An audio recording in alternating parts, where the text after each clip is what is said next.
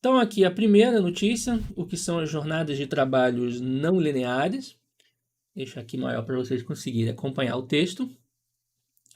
O que são as jornadas de trabalho não lineares e o que isso influencia na produtividade?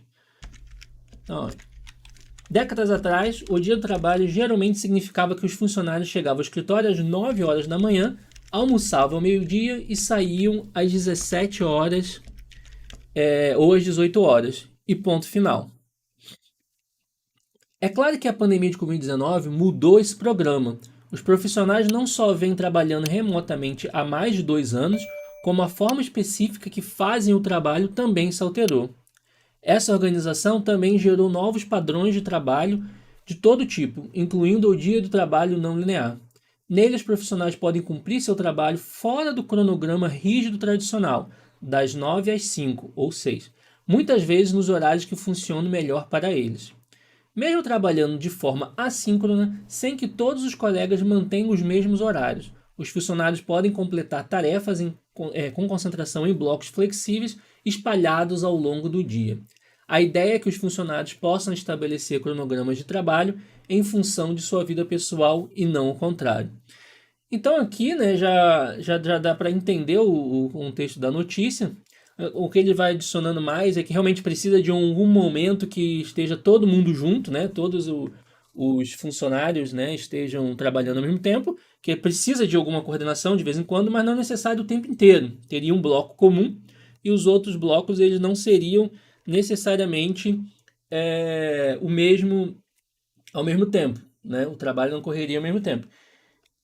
E outra coisa que ele menciona aqui é que mesmo antes do Covid já existia isso, mas é claro que a pandemia do Covid-19 acentuou o uso, né, por mais empresas desse método, e que a maioria das empresas que estão fazendo isso são as empresas de tecnologia, tá? Não são as empresas, qualquer empresa que vai estar fazendo isso. Então agora vamos para o conceito de linearidade, se isso tem alguma coisa a ver com o conceito da matemática que foi posto aqui para essa jornada de trabalho. Primeiro, o que é ser linear na matemática? Ser linear na matemática é quando uma operação, falando de operações, né? Como uma operação, ela se comporta como uma reta na origem. Eu já imagino que você não deve ter entendido nada, né? Vamos tentar simplificar um pouco isso, né? Comportamento de uma reta na origem.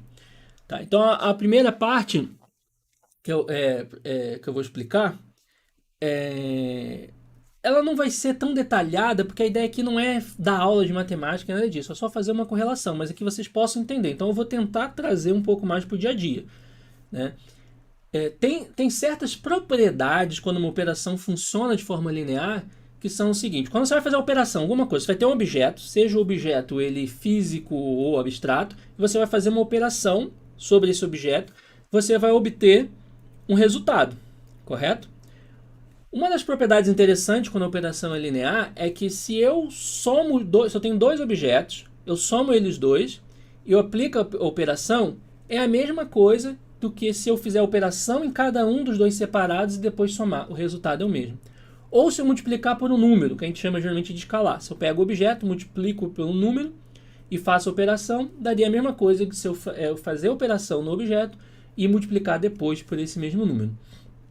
Trazendo mais para o dia a dia, a gente podia falar da relação aí do troca de moedas, o dólar e o real, por exemplo. Vamos supor aí o dólar e o real R$5, né? O dólar R$5. Vamos supor que eu tenha R$2 e R$3. Se eu somar esses R$2 e R$3, daria 5. Vou fazer a conversão, a operação de converter agora para $3 e $5, né? Vou fazer a conversão agora, transformar esses dólares em reais. Se o dólar está R$5, se eu tenho 5, 5 vezes 5, 25. Agora, se eu fizesse separadas as operações, se eu fizesse 5 vezes 3, 15, 5 vezes 2, 10, somar depois, deu os mesmos 25, né? Então, isso seria mais ou menos a ideia, né, do que é ser linear. Claro que isso não é o que é ser linear, é uma das propriedades interessantes que a matemática tem uma coisa bem interessante, que é tentar entender estruturas de operações. Se alguma coisa cair dentro daquelas qualificações para ser esse tipo de estrutura, a gente pode aplicar isso em diversas coisas, diversas áreas e vem de brinde aí, de brinde, né? Vários teoremas e você consegue desvendar muito mais coisas. Agora um exemplo, eu gosto sempre de explicar quando uma coisa funciona e quando não funciona, né? Para a pessoa entender mesmo o que é. Então eu vou dar um exemplo para vocês com massa de modelar, massinha. Vamos botar a operação fazer boneco com massa de modelar.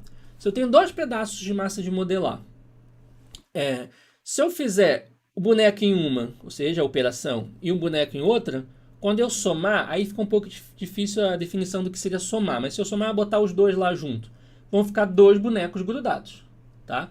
Agora, se eu faço o contrário, antes eu já somo as massinhas, eu já junto as massinhas e aplico a operação, o que eu vou ter? Eu vou ter um boneco maior, eu não vou ter dois bonecos juntos.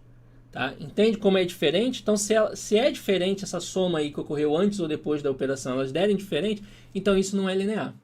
Outro conceito também da linearidade é que tem a ver com a proporcionalidade, que é o que a gente entra na parte da regra de 3. Tem gente que quer resolver todos os problemas usando a regra de 3. E realmente serve para muita coisa, mas a regra de 3 depende de ser linear, né? Depende de existir a proporcionalidade.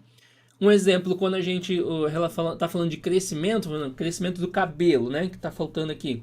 Crescimento do cabelo. Ele não é linear. Por que ele não é? Ele não obedece essa questão da proporção. Se eu falasse assim, o meu cabelo cresceu 10 centímetros em um ano.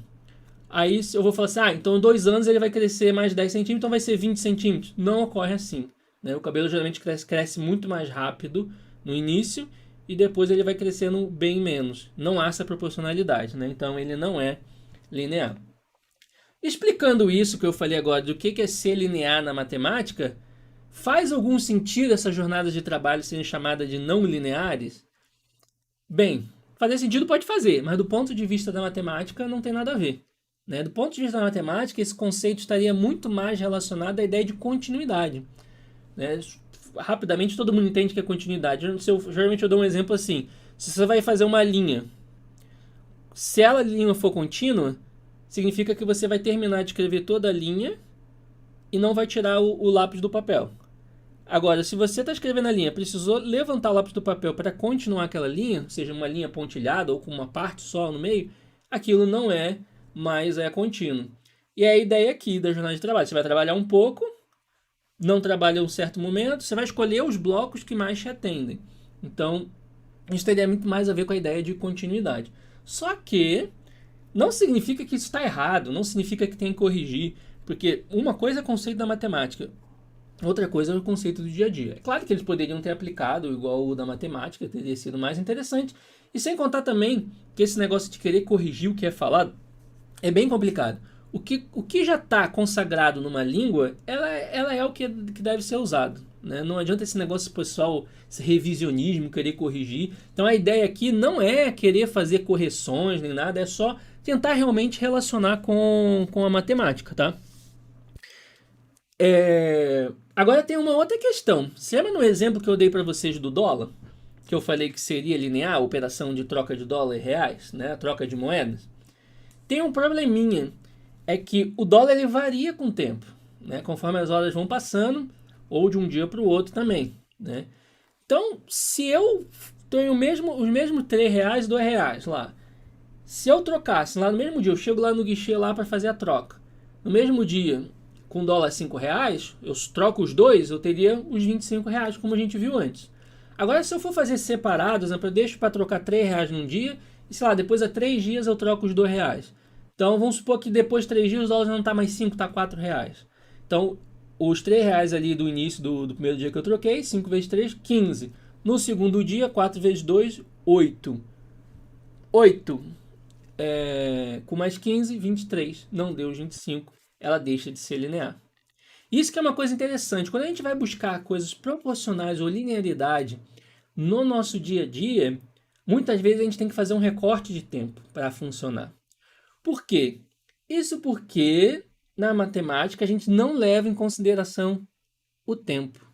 Tá? A gente exclui o tempo. E eu já vou falar mais sobre isso. Só que vamos para a segunda notícia que está relacionado.